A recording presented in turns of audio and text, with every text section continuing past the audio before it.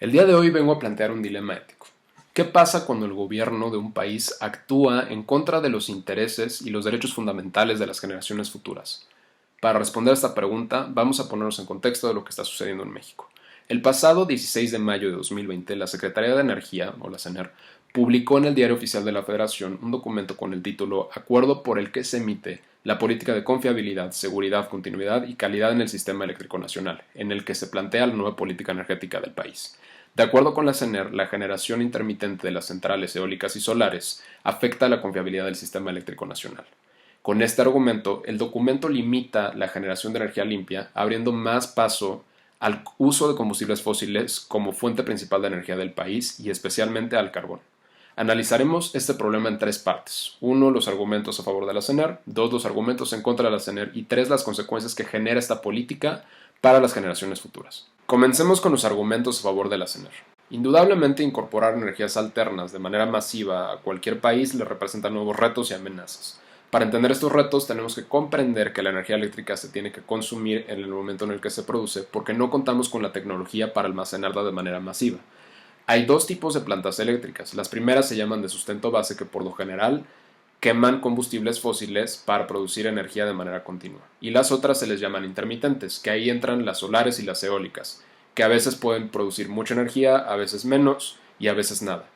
¿Qué amenaza representa esto? En México, la CFE determina la tarifa eléctrica principalmente rigiéndose por las leyes de la oferta y la demanda. Ahora imaginémonos qué sucedería si un día hace demasiado sol y demasiado viento y tenemos demasiadas plantas solares y eólicas. La CFE va a tener dos problemas enormes. El primero va a ser un riesgo de daño al sistema eléctrico nacional por exceder la capacidad límite de energía que puede haber en el sistema. Y el segundo es que para que esta energía se consuma en el momento en el que se produció, la CFE va a tener que pagarle a los usuarios para que la consuman.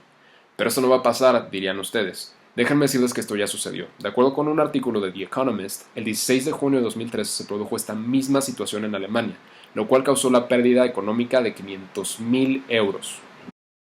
Revisemos los argumentos en contra de la CENER.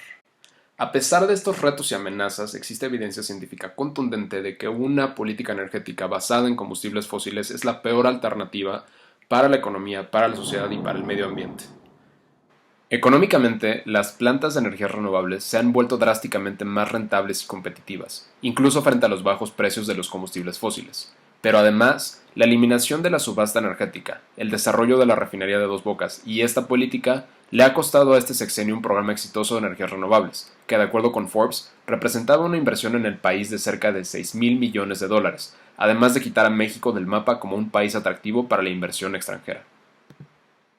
Socialmente, el gobierno de México está obligado a cumplir con sus leyes y los tratados internacionales a los que está suscrito, y el acuerdo de la CENER violenta los principios de la Ley General de Cambio Climático, la Ley de la Industria Eléctrica, la Ley de Transición Energética y el Tratado de París. En resumen, estas tres leyes y el tratado obligan al Estado mexicano a promover el desarrollo sustentable de la industria eléctrica y garantizar su operación continua, eficiente y segura en beneficio de los usuarios, al mismo tiempo que compromete a México a producir el 43% de su energía con energías limpias y a reducir el 25% de sus emisiones de gases de efecto invernadero para el 2030.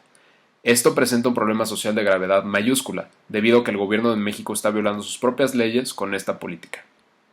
Ambientalmente, además de contraponerse a lo establecido en el Tratado de París, la política de CENER plantea un consumo excesivo de recursos no renovables. Encima de esto, la presente Administración de México no está presentando los programas especiales de cambio climático requeridos en la ley del mismo nombre, además de haber eliminado las metas y estrategias de mitigación establecidas por las pasadas administraciones. ¿Y cómo afecta esto a las generaciones futuras? Además de las afectaciones ya mencionadas, me gustaría enfatizar en las consecuencias más drásticas para las generaciones jóvenes. De acuerdo con el Panel Intergubernamental de Cambio Climático, o IPCC, las actividades humanas que generan emisiones de gases de efecto invernadero son la principal causa del calentamiento global desde la revolución industrial. De estas actividades, las más contaminantes son: 1. La producción energética basada en combustibles fósiles; 2. Los medios de transporte actuales; y 3. La agricultura y ganadería intensiva. De acuerdo con el IPCC, debemos limitar el incremento de la temperatura de la Tierra a 1.5 grados Celsius por encima de niveles preindustriales, si queremos evitar los efectos catastróficos derivados del calentamiento global. Estos efectos incluyen el aumento en los niveles del mar, la desertificación de nuestros ecosistemas, sequías e incendios prolongados y tormentas tropicales más fuertes y más frecuentes. Esto dejará un legado de destrucción de ciudades enteras, pérdidas económicas que causarán un colapso global, crisis de movimientos demográficos masivos y una constante lucha por los recursos que queden utilizables. Según el IPCC, para evitar este destino catastrófico, debemos reducir nuestras emisiones de gases de efecto invernadero en un 45% para el 2030 y en un 100% para el 2050. Climate Action Tracker, una iniciativa de diversos gobiernos y agencias de cooperación internacional, advierte al gobierno de México que si todos los países siguieran su ejemplo, el incremento de la temperatura global sería de 3 grados Celsius. Así que retomemos la pregunta inicial. ¿Qué pasa cuando el gobierno actúa en contra de los derechos fundamentales de las generaciones futuras? Desafortunadamente la respuesta no es clara.